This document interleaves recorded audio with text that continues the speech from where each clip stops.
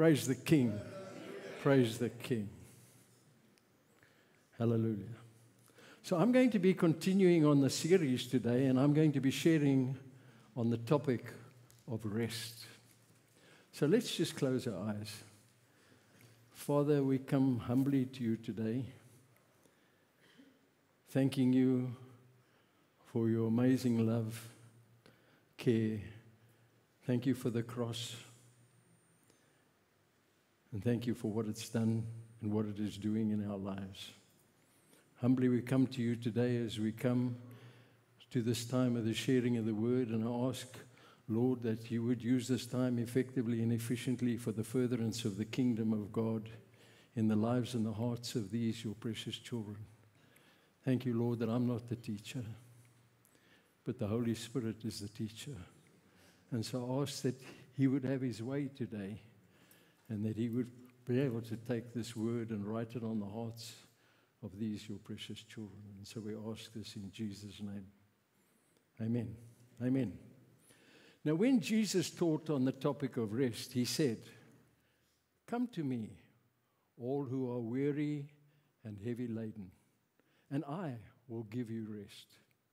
Take my yoke upon you and learn from me, for I am gentle and humble in heart, and you shall find rest for your souls. For my yoke is easy and my burden is light." That scripture is found in Matthew 11, verse 28 to 30. Notice that the word rest appears twice in that. He said, "Come to me and I will give you rest." And then he goes on and he said, "Learn of me, for I am gentle and humble in heart, and you shall find rest for your souls." So we see that in order to have rest, our involvement is required. We need to find rest. And we will see as we continue in the scripture today how we're going to find that rest and what hinders us from finding that rest. So let's break this scripture down. And the first word is come. To come means to trust in him. And the invitation is to all of those who are exhausted and burdened down. And this is exactly how the people felt under the burden of Pharisaical legalism. I will give you rest. True salvation is only found in a person, Jesus Christ. The first rest is peace with God. At salvation, God removes the heart of stone, and he gives us, which is a hard heart, and he gives us a new heart and a new spirit. The next word is take. This is a deeper experience. When we come to Christ by faith, he gives us rest. When we take his yoke and learn, we find rest. That deeper rest of surrender and obedience. Now, to take his yoke in that day meant to become a disciple. And in Greek, the word means a learner, a learner. A disciple attached himself to another person to become in conduct, character, and conversation like the person he attached himself to. Let me say that again. A disciple attached himself to another to become in character, conduct, and conversation like the person he attached himself to. Now, Jesus is offering to put a yoke on us. Now, yokes are for binding, and they're for working hard. It's not easy. This isn't an easy ride. Yokes are for working hard. Now, when we submit to Christ, we are yoked to him. Now, the yoke enables burden sharing and at the same people going in the same direction. Burden bearing and people going in the same direction. So if we are yoked to him and we want to go in our own direction, we're going to experience discomfort and chafing. Okay? Jacob, when he was fleeing from his brother Esau, had an encounter with God. Okay, and after that, Jacob made a vow. But he cast it behind his back, and he depended upon himself. After experiencing the consequences of self-effort, God eventually brought him back to the land that he'd promised him. But Jacob, having forgotten the vow, settled down at Shechem so that he could live at peace. Now, one of the men of the town raped his daughter, and their two brothers took revenge on the men and killed every man in the city. What was Jacob's reaction? He accused his sons of bringing trouble upon him and for taking away his peace. But it wasn't his sons. The truth of the matter is that God would not let him live peaceably because God had given him what he wanted, but he hadn't given to God what he should have given him. So where are you today? Are you possibly in the same position as Jacob? Chafing at the yoke? Because God often uses circumstances to get our attention. So you may be chafing at the yoke today and you haven't understood why. The third word is learn. This is a step into a process. Learn from me. Notice that in the original Greek, it's not learn of me, which means gaining knowledge, but learn from me, which is speaking of a relationship. That is why when Jesus ascended to heaven, he did not leave us alone, but he sent someone exactly like himself, a person of the Holy Spirit, who does not speak of himself, but only what he hears from Jesus. So as we learn more about him, we find deeper peace because we trust him more. And the rest of our souls is called the peace of God. Now, Jesus describes himself as being humble and gentle. Humility means flexibility. Humility is that attitude whereby whatever we've decided upon, is subject to change according to God's will. A humble heart is an obedient heart. Whatever change God wants of you, you are open to it. Now, these three words that I've explained, come, take, and learn, are all commands. They're commands. What does that mean? That means that this is God's will for us. It's God's will for us that we're at peace with God and that we have the peace of God and that we're at peace with ourselves. But just how important is it that we do God's will? We will see now. The final command Jesus gave his disciples was to make disciples and teach them to obey and observe all that God had commanded them to do. So we see that God's will for a disciple is to obey the commands. So notice you take his yoke and you become a disciple. And it's God's will then that you obey his command. So today we're unveiling three commands. Come, take, and learn from me. Okay, but how important is the will of God? Jesus said, my food is to do the will of him who sent me and to accomplish his work. The Bible admonishes us, man shall not live by bread alone, but by every word that proceeds from the mouth of God. Jesus said, for whoever does the will of my Father who is in heaven, he is my brother and sister and mother. Just how important is the will of God in your life? Because in order to obey this command, you're the only one who can take steps to obey this command. You have to decide to obey this command. Okay, so today we're going to look at one issue, or actually 3 issues, that are going to hinder us from finding God's rest. Because I can't shake you and get you to do God's will.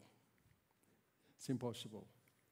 But what I can do, and what I'm trusting the Holy Spirit to do, is to convict you of things that are hindering you from being able to do God's will. Okay, and you'll be surprised to find out that these are heart issues. These issues are heart issues. Now, God has a goal for a disciple. Remember, when you take His yoke, you become a disciple. And God has a goal for His disciple, namely, to be conformed into the image of God. Romans 8 verse 29 says that we are going to be conformed into the image of His Son. Now, when I quote the scripture, you might see a difference because that's the NIV and I'm using the NAS here, but the scriptures are roughly the same. So God's goal is that we be conformed. And notice the word says that we are predestined. It's already worked out that we're going to be conformed into the image of His Son. But are we an active participant in the process? Because remember, I said God gives you salvation, but you have to learn from Him in order to find that rest. So in order to be conformed into His image, how is this accomplished?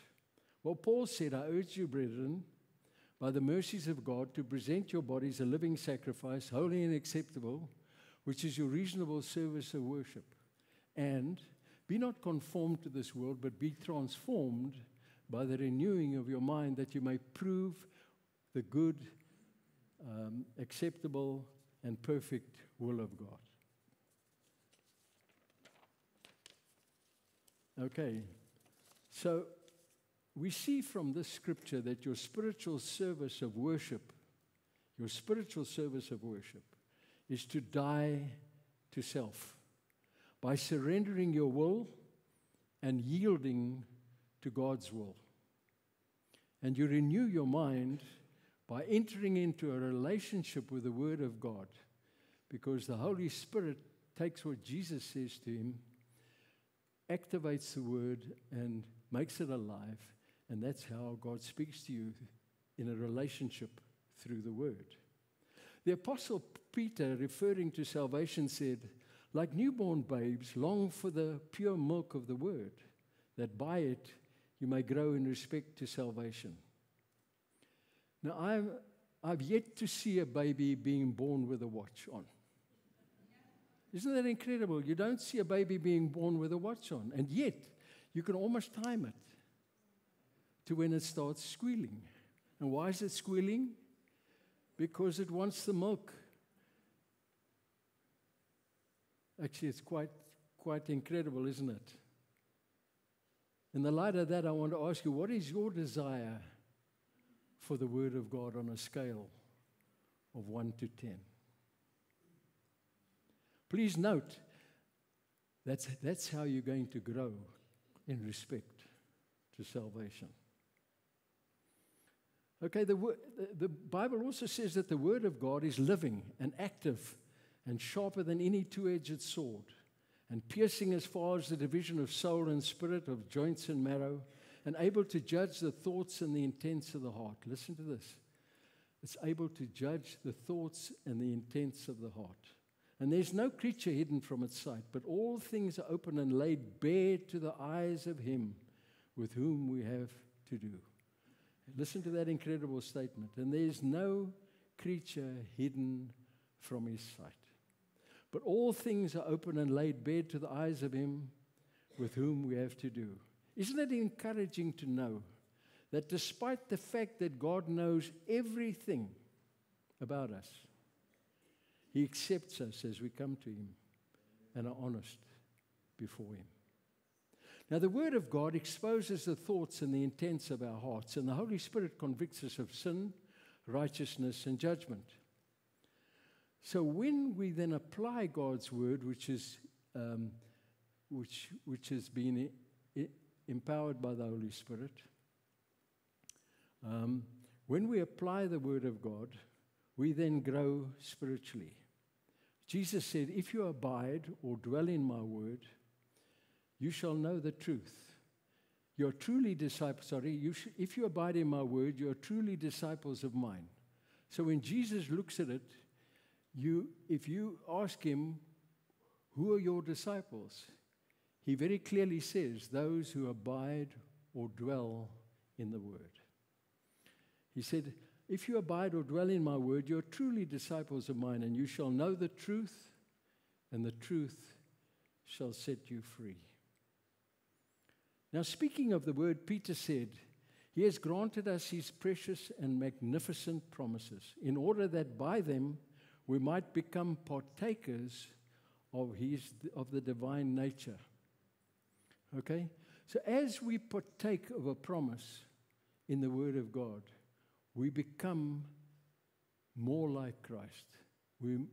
It's like a continuum. You start over here, and over there is being conformed into the image of God. And as you're interacting with the Word and you're learning from him, you are gradually moving along this continuum to where you need to be, conformed into the image of Christ. Okay, and as we appropriate the promises, we take on his divine nature.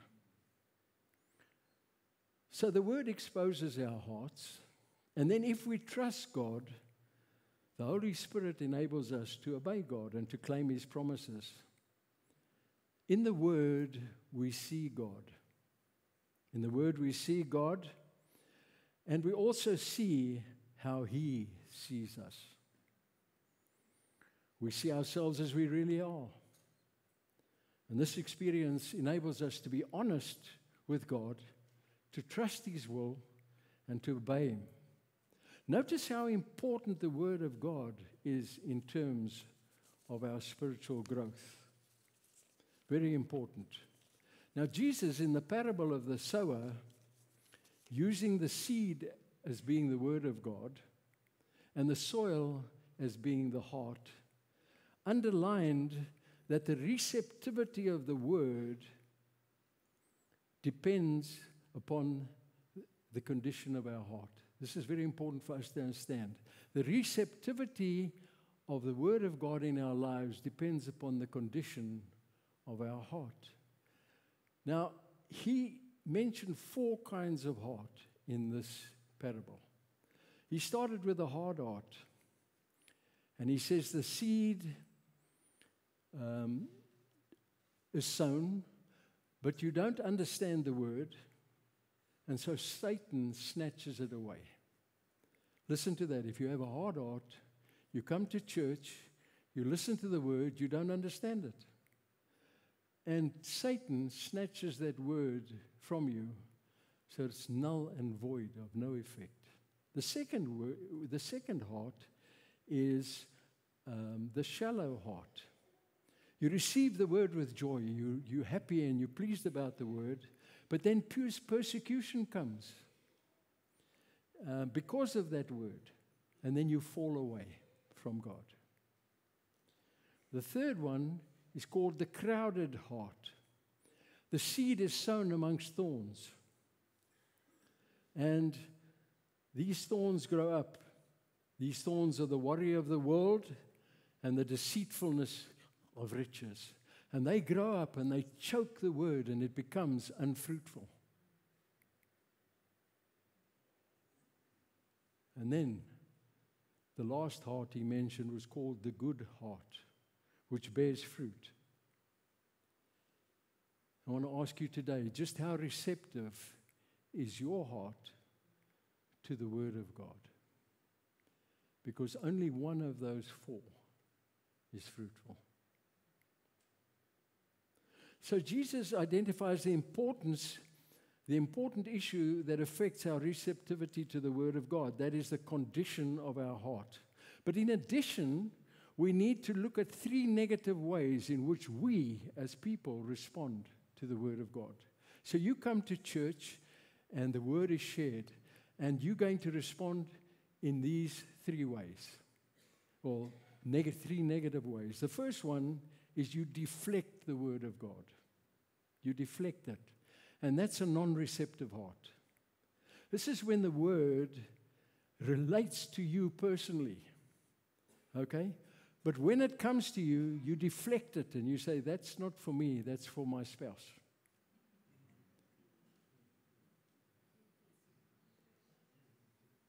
The second way we respond is to neglect it.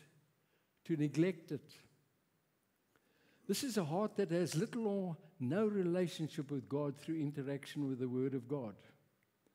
You know, the Bible is a nice thick book. It collects a lot of dust during the week if it's on the shelf. And you're not relating or learning from God while your Bible is on the shelf. So, but let's look at this scripture. Jesus says, come. He says, come. So some people accept Jesus as their Savior, and they stop there. It's convenient. I'm saved. But they fail to pursue a relationship with God. So as a result, they do not accept Jesus as Lord, okay, by taking His yoke, and they neglect to learn from Him by having a relationship with Him.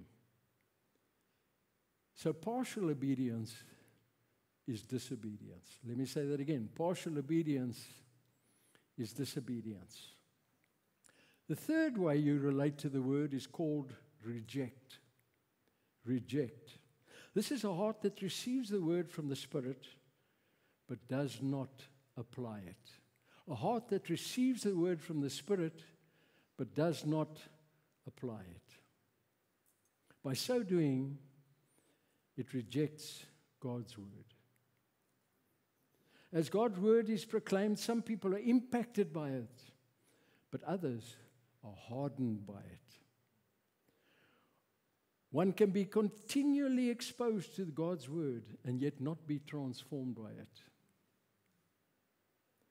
God's Word is not for information, but for transformation. If there's no intention of truly listening, we can see miracles and hear truth, but if we don't have a desire to apply that truth, then our hearts can be hardened. Perfect and a good illustration of this is Pharaoh. He saw miracle upon miracle being performed by the hands of Moses, but he hardened his heart. And God strengthened him in that decision. You might say to me, yeah, that's Old Testament. Well, let's move to the New Testament. What about Judas? You can be in God's walk with God, live with Him, and still have a hard heart. A hard heart is an attitude of indifference. And hardness of heart is not a willful, stubborn refusal to believe God. It is a heart that does not perceive at a spiritual level. It describes a dull spiritual perceptivity. In other words, spiritual blindness. You see, the word of God that you're rejecting is actually the word you need. Is not my word like fire, declares the Lord, like a hammer which shatters a rock? Jeremiah 23:29. The hammer of God's word, when applied to the rock-hard area of my heart, will bring me to a place of brokenness and softness before Him. And the result of a hard heart is unbelief. The result of a hard heart is unbelief. Now, I want you to be honest with yourself before God and ask yourself how much of the word that you've heard, which was empowered by the Spirit in the last 6 months, have you applied? Because remember, if you fail to apply God's word, your heart is becoming hardened. Okay, the Apostle James said, "But prove yourself to be doers of the word, and not many hearers who delude themselves." In other words, if you listen to the word and you don't apply it, you're deceiving yourself. Are you deceiving yourself when it comes to spiritual growth and to matters of the Spirit? He also said that we are to receive the word with humility, which is then able to save our souls. The author of the book of Hebrews states that the Holy Spirit says, "Today, if you hear his voice, do not harden your hearts as Israel did in the day of trial and wilderness." Notice, the Holy Spirit says, "Today, if you hear his voice, do not harden your hearts as Israel did in the day of trial in the wilderness." Their hearts wandered away from God and his word. They also had evil hearts of unbelief. They did not believe that God would give them the victory in Canaan. And because of their unbelief, God said to the first generation of Israel, "They shall not enter my rest." So here's an example of Israel who didn't enter into God's rest. Now you can learn from other people's mistakes, Israel. You can learn from the school of hard knocks and having your chafing and discomfort and go from between a rock and a hard place to another. Or you can understand what God's will is for you and you can learn.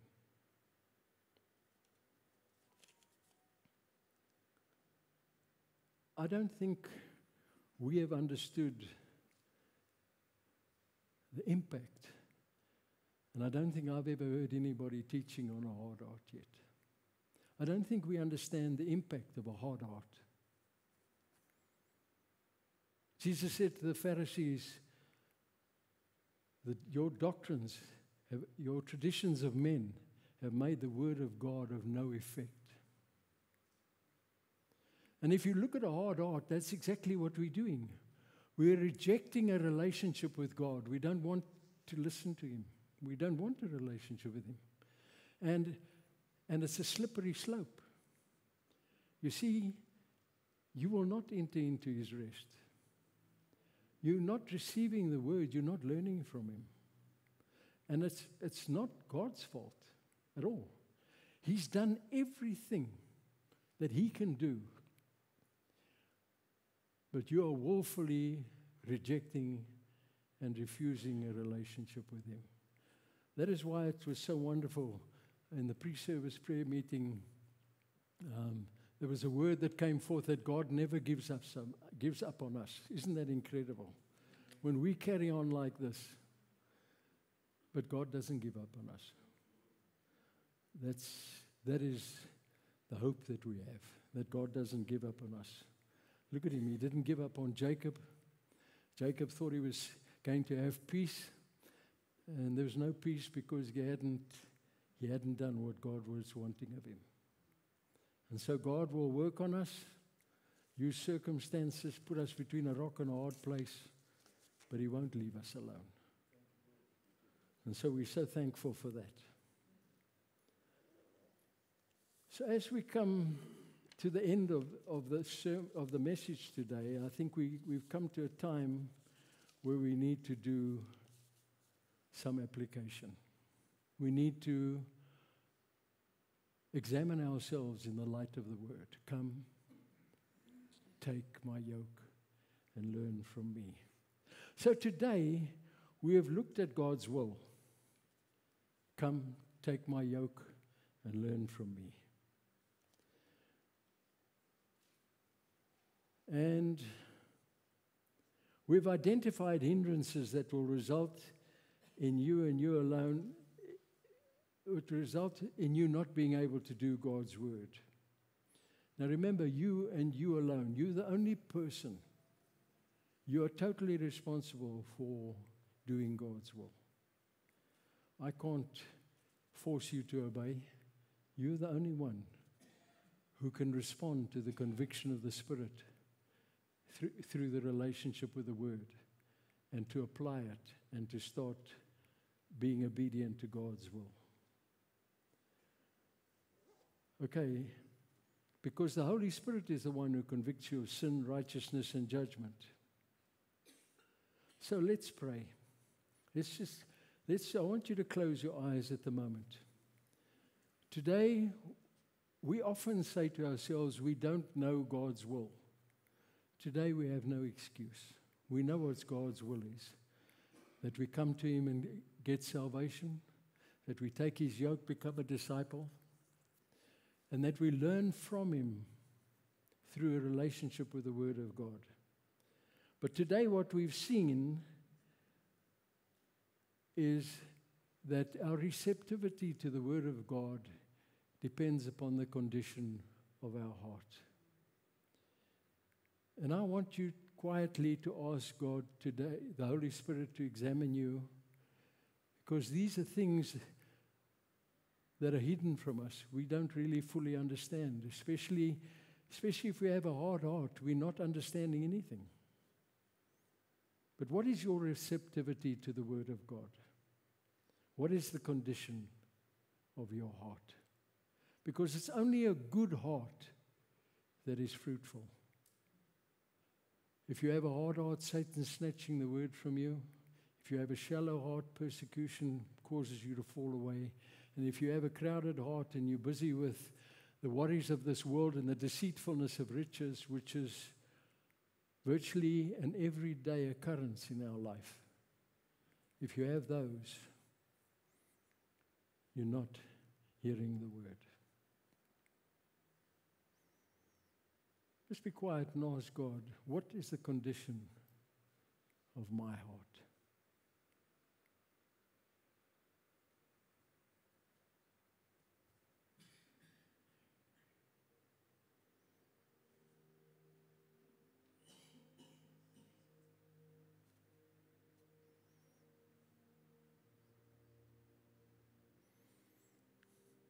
Then I want you to ask yourself how, when you come to church on a weekly basis or whenever you come to church, how do you respond to the preaching of the Word?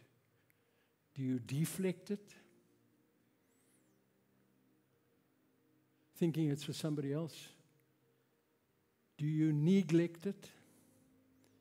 In other words, when you get home, you put your Bible down and the week goes by and you don't enter into a relationship with God to learn from Him, from His Word and the Holy Spirit? Or do you reject it? When was the last time you applied it, God's Word, to your heart and to your life? That'll give you an indication if you're rejecting it. And remember, you're rejecting a relationship with God, and even more than that, you're grieving the Holy Spirit, who's trying to convict you of sin, righteousness, and judgment.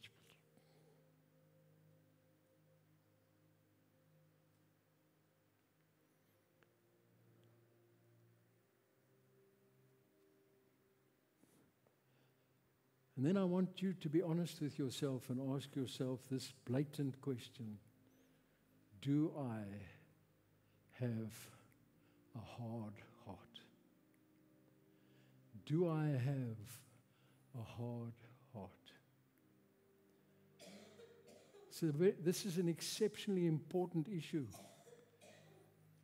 An exceptionally important issue. God does not want you to err and stray and never enter His rest. But you have to acknowledge that you have a hard heart. And then intend to do something about it.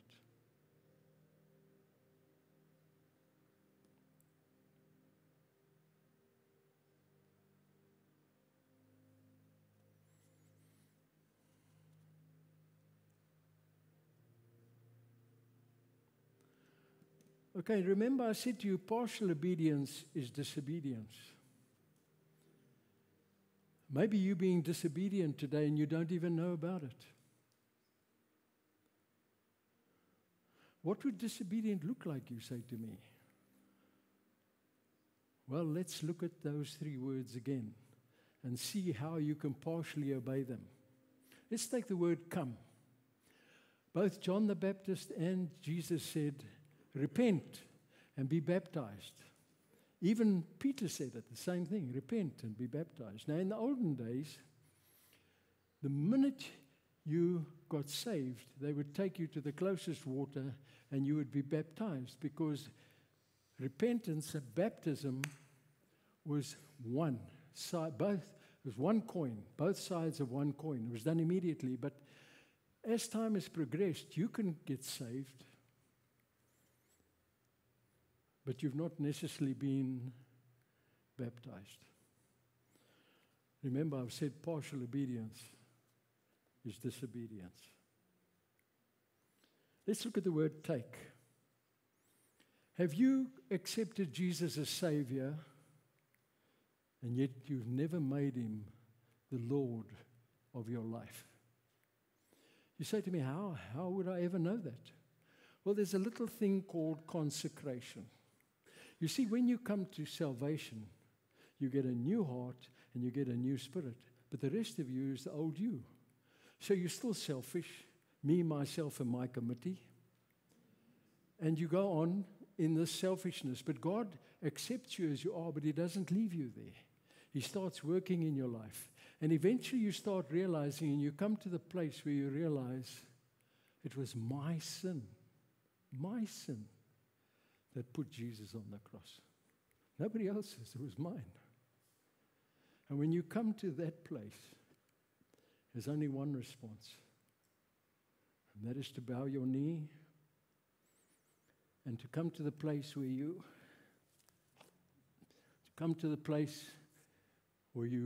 humbly submit to God. You acknowledge him, you ask his forgiveness, and you ask him to be the Lord of your life. And it is that time of brokenness and yieldedness and submitting to Christ that you take his yoke. Now I ask you again, have you accepted Christ? Have you accepted Christ as Savior and not Lord? If you cannot identify that place, and you should be able to identify that place, then you've not accepted him as Lord. You are still making your own decisions, and you're not dependent upon him or wanting to learn from him. Can you remember the time when you consecrated yourself? Have you taken his yoke? It's so easy for us to do our own thing and not to want to learn from him. Can you identify times when you've had to die to yourself in order to please God? What about the word learn from me? Are you pursuing a relationship with Jesus through the Word of God, or are you currently neglecting the Word of God?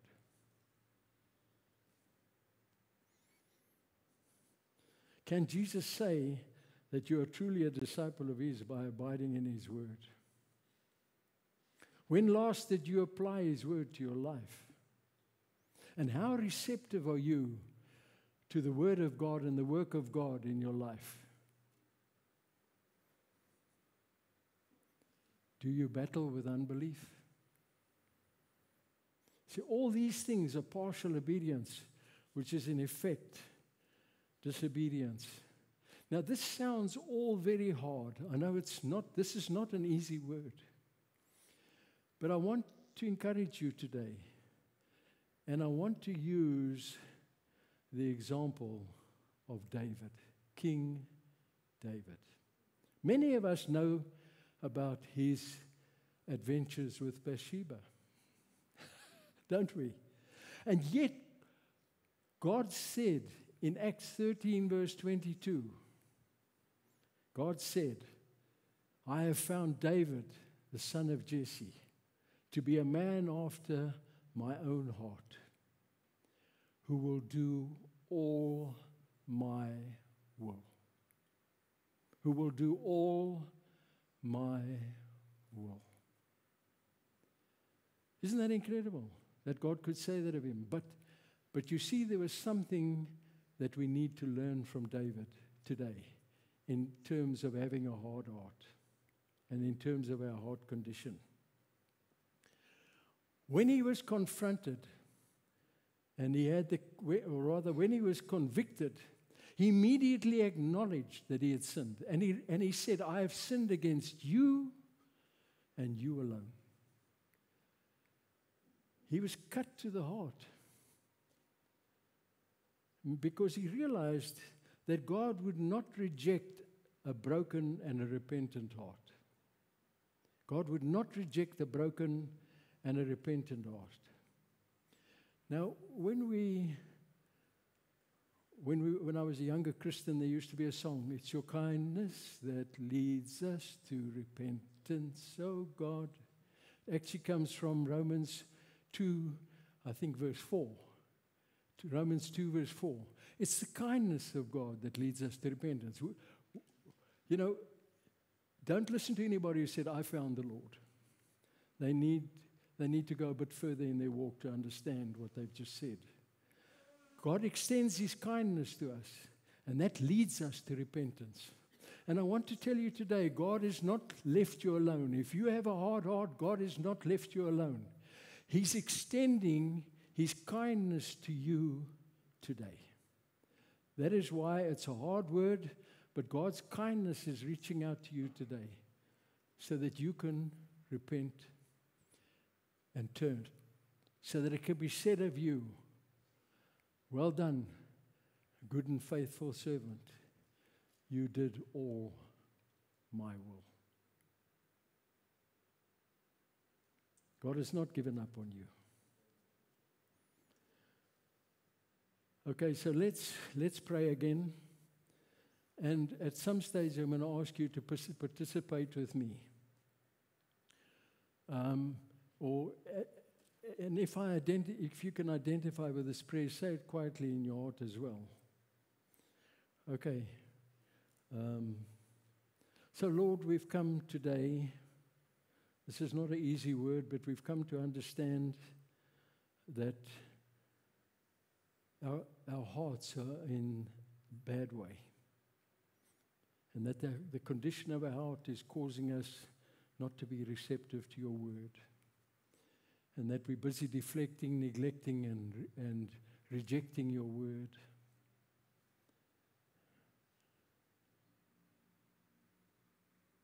Some of us even have come to the place where we understand today because of the word that we have a hard heart. But we want to thank you today, Father, that you've brought this to our attention.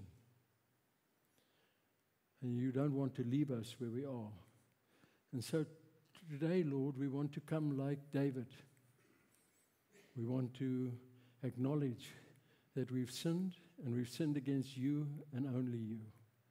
And we want to thank you today, Father, that you will not reject the prayer of a person with a broken and a repentant heart.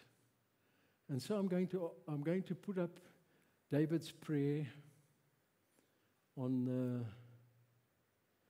the screen when he prayed in Psalm 51. And I'm going to ask you individually if you have felt moved and if you felt that the Holy Spirit has been speaking to you today. I want you to pray this. You don't have to pray it out loud, but I want you to pray it softly and to ask God to create in you a pure heart and to renew his Spirit in you.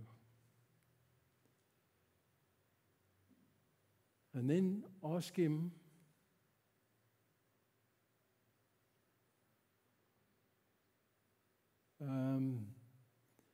the next one, sorry. Do not cast your spirit from me, and do not take your Holy Spirit from me.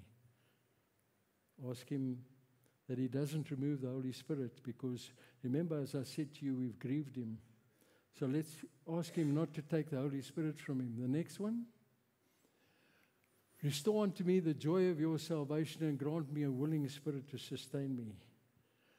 So we're asking God for a willing spirit to be able to be obedient to his word. So Father, we thank you that we can humbly come today and repent because of your kindness that you've extended to us. We ask, Lord, that you would forgive us, have mercy upon us, and that you would answer our prayer that we've prayed today, so that we can be restored to a place of fellowship with you, so that we will be in a position to be able to obey your commandments, and that we will be able to attain to the image of your Son, which you've predestined us to be. And we thank you for that. In Jesus' name, amen.